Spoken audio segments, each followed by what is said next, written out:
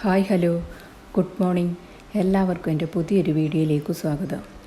ഇന്ന് ഞാൻ വന്നിട്ടുള്ളത് എൻ്റെ രാവിലത്തെ കുറച്ച് വിശേഷങ്ങളും ഒരു ഈസി സാമ്പാറിൻ്റെ റെസിപ്പിയൊക്കെ ആയിട്ടാണ്.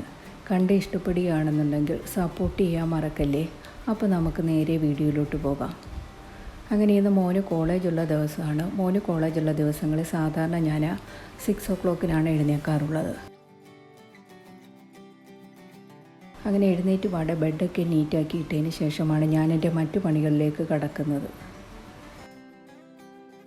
അവധിയുള്ള ദിവസങ്ങളിൽ സാധാരണ ഞാൻ വൈകിയാണ് എഴുന്നേൽക്കാറുള്ളത്. തലേന്ന് കിടക്കുമ്പോഴൊക്കെ വിചാരിക്കും ഇന്ന് നാളെ രാവിലെ എന്തായാലും നേരത്തെ എഴുന്നേൽക്കണം എന്നൊക്കെ വിചാരിച്ച് അലാറമൊക്കെ സെറ്റ് ചെയ്ത് കിടക്കും. രാവിലെ അലാറം അടിക്കുമ്പോൾ അത് ഓഫ് ചെയ്ത് വെച്ചേച്ച് പിന്നെയും കിടന്നുറങ്ങിയാണ് ചെയ്യുന്നത്. എനിക്കറിയാം രാവിലെ എഴുന്നേറ്റ് കഴിഞ്ഞാൽ രാവിലെ തന്നെ പണികളെല്ലാം തീരുമെന്നുള്ളത്.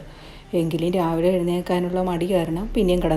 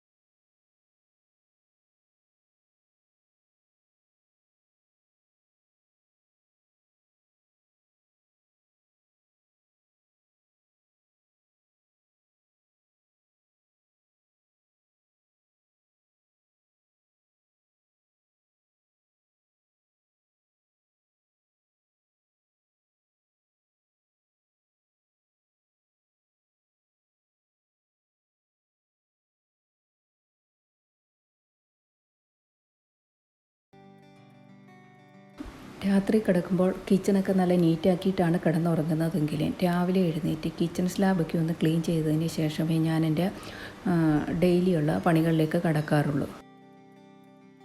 സാധാരണ ഞാൻ കിച്ചണിലെത്തിയാൽ ആദ്യം ചെയ്യുന്നത്, കോളേജുള്ള ദിവസമാണെങ്കിൽ ആദ്യം ചെയ്യുന്നത് ചോറങ്ങ് അടുപ്പത്ത് വെക്കുകയാണ് ചെയ്യുന്നത്. ഞാൻ ചോറ് വെക്കുന്നത് 2 ദിവസത്തേക്കാണ്. അപ്പോൾ ഇന്നലത്തെ ചോറ് എളുപ്പമുള്ളത് കൊണ്ട് ഇന്ന് ചോറ് വയ്ക്കണ്ട, കറികളൊക്കെ ഉണ്ടാക്കിയാൽ മതി. ഇന്ന് ബ്രേക്ക്ഫാസ്റ്റിന് ഇഡ്ഡലി സാമ്പാറുമാണ്. അങ്ങനെ സാമ്പാറിനുള്ള പരിപ്പ് ആദ്യമേ തന്നെ അങ്ങ് അടുപ്പത്തേക്ക് വെക്കാമെന്ന് വെച്ച്. അങ്ങനെ പരിപ്പ് ഞാനിവിടെ 1/2 കപ്പ് പരിപ്പാണ് എടുത്തിട്ടുള്ളത്. അത് കഴുകി കുക്കറിലേക്ക് ഇട്ടതിന് ശേഷം അതിലേക്ക് 1/2 ടീസ്പൂൺ മഞ്ഞൾപ്പൊടിയും ആവശ്യത്തിനൊപ്പം ഒരു ചെറിയ പീസ് കായവും ചേർത്ത് കൊടുക്കുന്നുണ്ട്. ഞാനിവിടെ എടുത്തിരിക്കുന്നത് കട്ടക്കായമാണ്. സാമ്പാറിനൊക്കെ എപ്പോഴും നല്ലത് കട്ടക്കായമാണ്. പൊടിയുള്ള കായത്തിനേക്കാളും ഫ്ലേവർ കൂടുതൽ കട്ടക്കായത്തിനാണല്ലോ. പിന്നെ അല്പം ഓയിലും കൂടി ചേർത്ത് കൊടുക്കുന്നുണ്ട്. അത് പരിപ്പ് വെന്ത് തൂവി പോകാതെ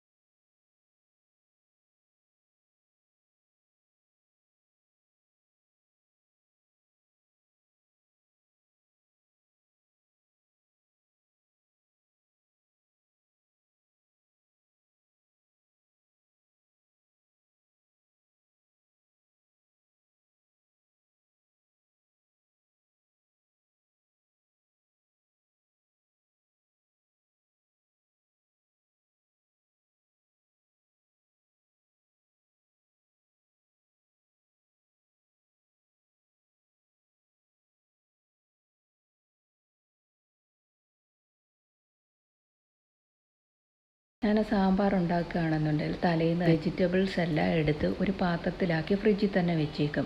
കട്ട് ചെയ്ത് വെക്കത്തില്ല, എല്ലാം എടുത്ത് വെച്ചേക്കും സാമ്പാറിനുള്ള കഷ്ണങ്ങൾ. രാവിലെ അപ്പോൾ എടുത്ത് കട്ട് ചെയ്യാൻ എളുപ്പമാണല്ലോ. അല്ലാതെ രാവിലെ ഓരോന്നായിട്ട് എടുക്കാൻ നിന്നാൽ നമ്മുടെ സമയം വെറുതെ വേസ്റ്റ് ആവത്തല്ലേ ഉള്ളൂ. അതിന് ശേഷം പിന്നെ സാമ്പാറിനുള്ള പുളി കൂടി അങ്ങ് വെള്ളത്തിലിട്ട് അതിന് ശേഷമാണ് എനിക്ക്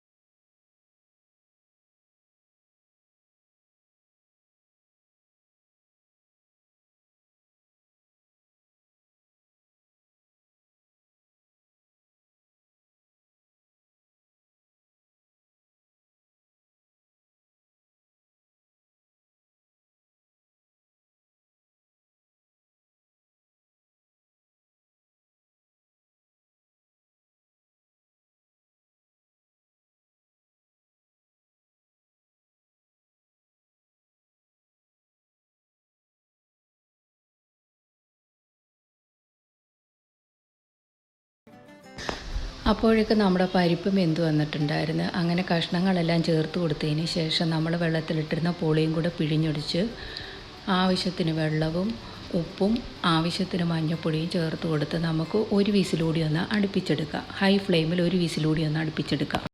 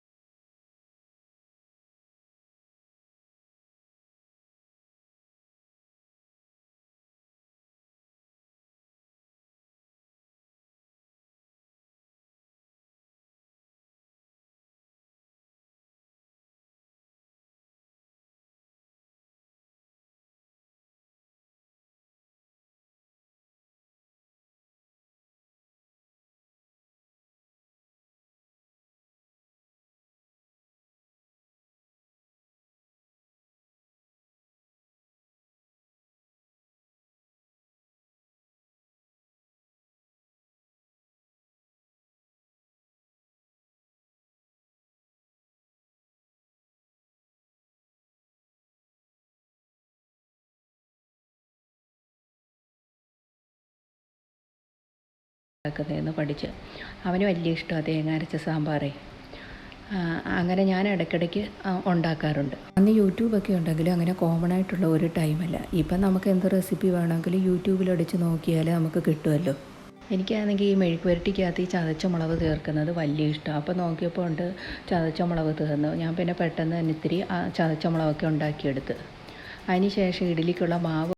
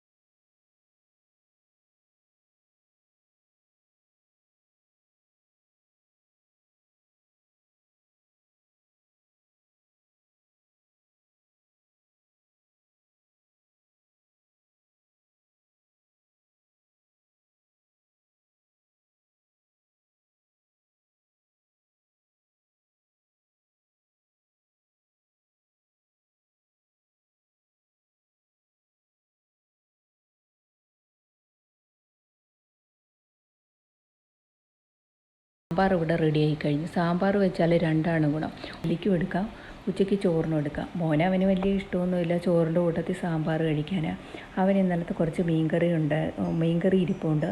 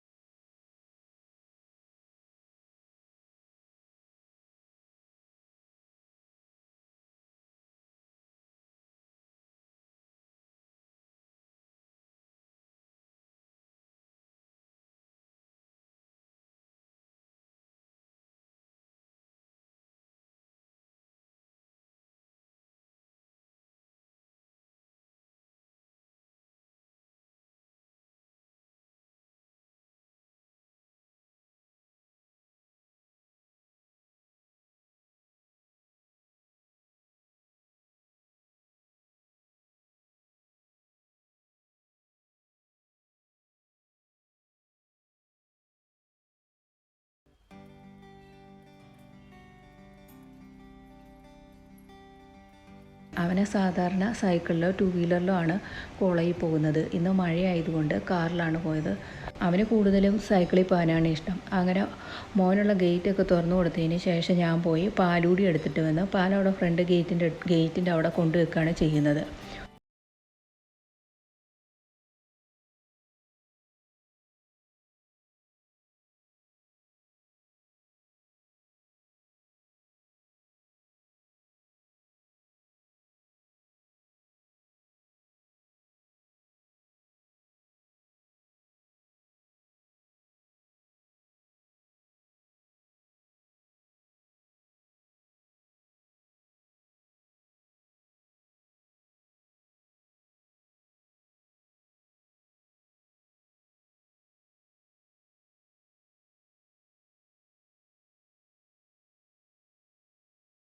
പാലൊക്കെ അങ്ങ് കൈയോടെ തന്നെ അങ്ങ് തിളപ്പിക്കാൻ വെച്ചു. അങ്ങനെ രാവിലെ തന്നെ നമ്മുടെ കിച്ചണിലെ പണികളെല്ലാം ഏതാണ്ടൊക്കെ ഒരുവിധം കഴിഞ്ഞു. ബാക്കിയുള്ള മാവ് ഒഴിച്ച് ഞാൻ ഫ്രിഡ്ജ് വെച്ചിട്ടില്ലായിരുന്നു, അതൊക്കെ ഒന്നൊഴിച്ച് ഫ്രിഡ്ജിലേക്ക് മാറ്റി.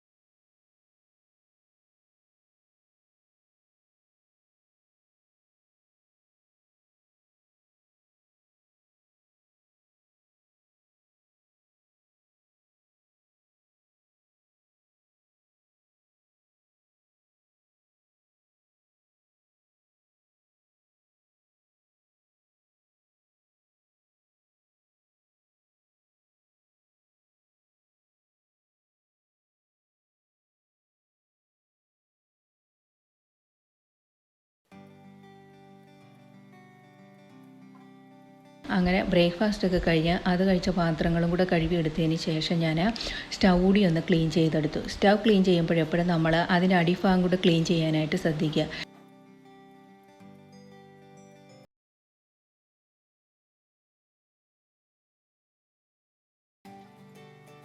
ഇനി നമുക്ക് അടിച്ചു വരുന്ന പണി മാത്രമേ ഉള്ളൂ. അതുകൂടെ കാണിക്കാൻ നിന്നാൽ വീഡിയോ ഒരുപാട് ലെങ്തി ആയിപ്പോൾ അതുകൊണ്ട് ഞാൻ അതൊന്നും കാണിക്കുന്നില്ല. അങ്ങനെ കിച്ചണിലെ എല്ലാ പണികളും കഴിഞ്ഞ് നമ്മുടെ കിച്ചണ് നല്ല നീറ്റ് ആൻഡ് ക്ലീൻ ആയിട്ടുണ്ട്. ഇത്രയൊക്കെയായിരുന്നു ഇന്നത്തെ രാവിലത്തെ എൻ്റെ വിശേഷങ്ങൾ. ഇഷ്ടപ്പെട്ടാൽ സപ്പോർട്ട് ചെയ്യാൻ മറക്കല്ലേ. അപ്പോൾ അടുത്ത വീഡിയോയിൽ കാണുന്നത് വരേക്കും ബൈ.